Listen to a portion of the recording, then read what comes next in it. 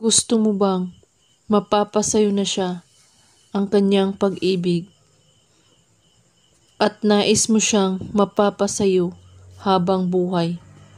Gawin mo lang ito ngayong gabi at luluhod siya sa'yo ng magmamakaawa at hahabulin kanya lalo. Una, ang kailangan mo lang ng dahon ng laurel. Kunin mo ang dahon ng laurel at hawakan ito at ipikit mo ang iyong dalawang mata at ramdamin mo siya kung gaano mo siya kamahal. At ngayon, isulat mo sa dahon ng laurel ang pangalan niya at sa likod ng dahon ng laurel ang inyong pangalan. At pagkatapos, humiling ka sa dahon ng laurel.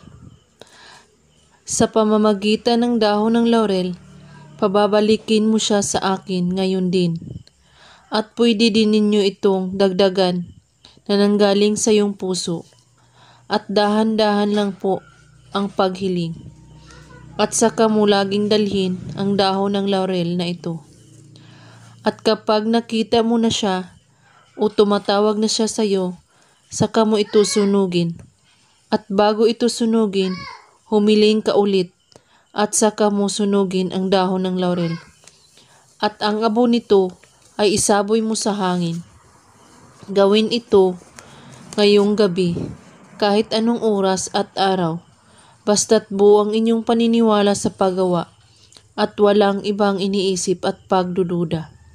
At kung may katanungan po kayo ay magko-comment lang po sa baba. Maraming salamat sa panunood. May God bless us all.